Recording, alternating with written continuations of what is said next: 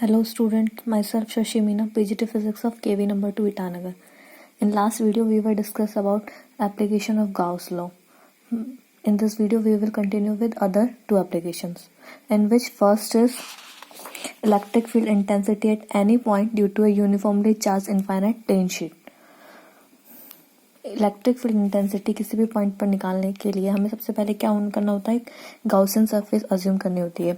अब infinitely plane sheet के लिए जो हम इलेक्ट्रिक फील्ड इंटेंसिटी निकालेंगे तो उसके लिए हम सबसे पहले क्या करेंगे, गाउसियन सरफेस अज्यूम करेंगे.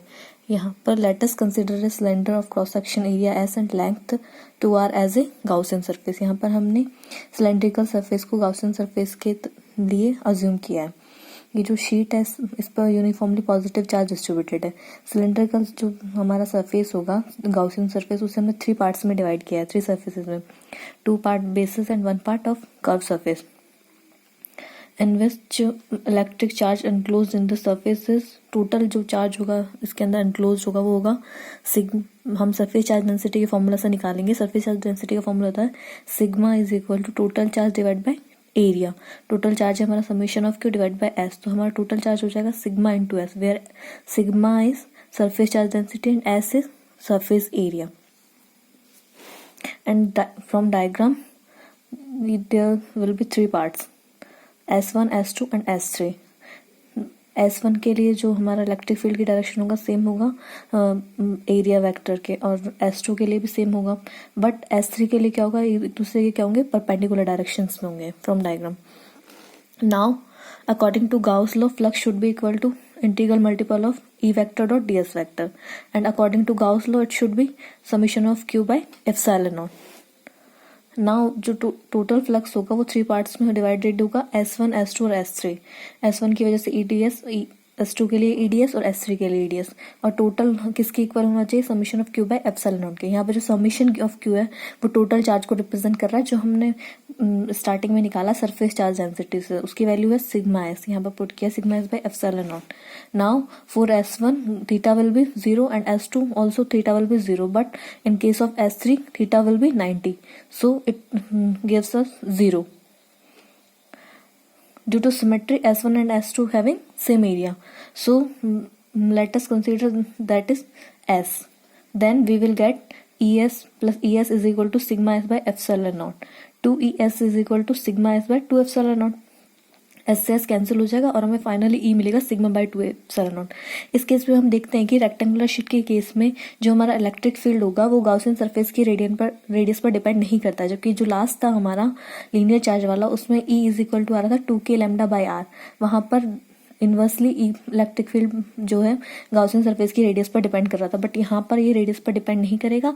वेक्टर नोटेशन में भी हम देखते हैं यहाँ पर क्या आ रहा है, E vector is equal to sigma by 2 epsilon naught n cap. This is our electric field intensity at any point due to uniformly charged infinite plane sheet. Last हमारा जो एप्लीकेशन है वो है electric field intensity at any point due to a uniformly spherical shell. इसके लिए हम क्या करेंगे, एक Gaussian surface assume, spherical shell के केस में 3 केसेस बनेंगे, एक आउटसाइड, एक इनसाइड और एक सरफेस पर. तो सबसे पहले हम देख रहे हैं आउटसाइड वाला केस. सबसे इसके लिए हमने क्या ना स्फेरिकल शेल को कंसिडर किया जिसमें पॉजिटिवली चार्ज यूनिफॉर्मली डिस्ट्रीब्यूटेड है. अब आउटसाइड में हम यहाँ पर कोई पॉइंट कंसिडर कर रहे हैं P. ये जो डॉटेड एरिया है ये गाउसियन सरफेस को रिप्रेजेंट कर रहा है. यहाँ पर जो पॉजिटिव चार्ज की वजह से इलेक्ट्रिक फील्ड की डायरेक्शन आउटवर्ड होगी, और P पॉइंट क्योंकि आउटसाइड लाइक कर रहा है तो एरिया वेक्टर की डायरेक्शन भी क्या होगी, आउटसाइड. ये जो कैपिटल R है ये शेल की रेडियस है, और जो स्मॉल आर है ये गाउसियन सरफेस की रेडियस है. First case, when observation point is outside the spherical shell. From Gauss law EDS should be equal to Q by epsilon naught. Here E and DS are in the same direction. From diagram we can say, so theta will be 0. तो theta 0 होते यहाँ पर क्या हो जाएगा, EDS is equal to Q by epsilon naught, हमें equation 2 मिलेगी. अब जो E है उसे हम बाहर लेंगे तो जो टोटल इंटीग्रल है DS वो हमें क्या देगा, एरिया ऑफ गाउसियन सरफेस. तो ये हो जाएगा हमारा 4 पाई R स्क्वायर. गाउसियन सरफेस का जब हम एरिया लेंगे तो उसके लिए रेडियस क्या है, स्मॉल आर, तो यहाँ पर हम क्या यूज कर रहे हैं, small R, 4πr² is equal to q by epsilon naught. E की by side changing we get that 1/4π epsilon naught is equal to q by r², और e is equal to kq by r²। In vector form e vector is equal to kq by r² r cap, or we can say that E is inversely proportional to r². In second case, when observation point inside the spherical shell, जब inside the spherical shell होगा तो यहाँ पर exist करेगा ये point P जो है, और स्मॉल आर ये इसकी रेडियस हो जाएगी। गाउसियन सरफेस ये जो डॉटेड पार्ट है हमारा, ये गाउसियन सरफेस को रिप्रेजेंट कर रहा है। अब इनसाइड हम देख रहे हैं कि जो पूरा चार्ज है स्फेरिकल शेल में, कंडक्टर केस में क्या होता है, सरफेस पर डिस्ट्रीब्यूट होता है, इनसाइड में कोई चार्ज नहीं होता, तो यहाँ पर नेट चार्ज क्या होगा, 0। तो उस केस में नेट चार्ज 0 होने से according to Gauss law summation of q by epsilon naught में q की वैल्यू हम 0 पुट करेंगे तो हमें क्या मिलेगा, 0। यहाँ बाय साइड चेंजिंग E भी हमें क्या मिलेगा, 0। तो इनसाइड में हमेशा इलेक्ट्रिक फील्ड क्या होता है स्फेरिकल शेल के केस में, 0। इसका थर्ड केस है when observation point is at the surface of the spherical shell, that means जो स्फेरिकल शेल है और गाउसियन सरफेस है वो दोनों एक दूसरे को क्या कर रही है, ओवरलेप कर रही है। That means r is equal to r, small r is equal to capital R।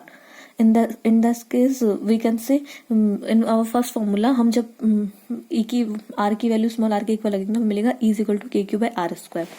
तीनों केस के लिए जब हम ग्राफ ड्रॉ करते हैं तो वो हमें कुछ इस तरह का मिलता है, e और स्मॉल r। स्मॉल r क्या है यहाँ पर, गाउसियन सरफेस की रेडियस, और e है इलेक्ट्रिक फील्ड। तो इनसाइड में इलेक्ट्रिक फील्ड 0 होता है, तो यहाँ से और जब तक वो सरफेस पर नहीं पहुंचा था तब तक इलेक्ट्रिक फील्ड क्या रहेगा, 0। सरफेस पे पहुंचने के बाद हमें क्या मिलता है, मैक्सिमम, क्योंकि दोनों क्या होता है, इक्वल हो जाते हैं, और उसके बाद क्या होता है, डिक्रीज होना था r² की वजह से, ये होता है। अब हमने जो फॉर्मूलाज डिराइव किए हैं वहां पर अगर हम जो स्फेरिकल शेल कंसीडर कर रहे हैं तो स्फेरिकल के केस में 3D ऑब्जेक्ट आएगा। 3D ऑब्जेक्ट के लिए क्या होता है, वॉल्यूम चार्ज डेंसिटी डिफाइन होती है। तो but definition of volume charge density we know that rho should be equal to q by v। q हमारा चार्ज है, टोटल चार्ज, और v हमारा क्या होगा स्फेरिकल शेल के लिए 4/3πr³। v वॉल्यूम को रिप्रेजेंट कर रहा है, तो स्फेयर के लिए वॉल्यूम होता है 4/3πr³। अब ये जो हम इससे हम q की वैल्यू निकालेंगे, q की वैल्यू हमें मिलेगी rho into 4/3πr³।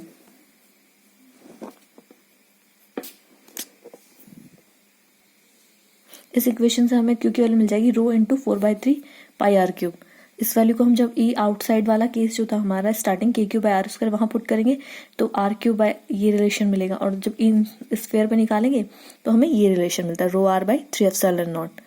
In this simple mathematical equations used.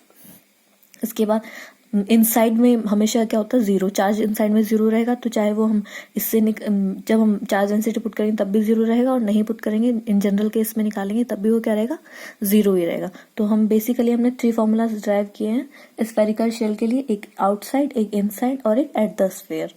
Hope you will understand. Thank you.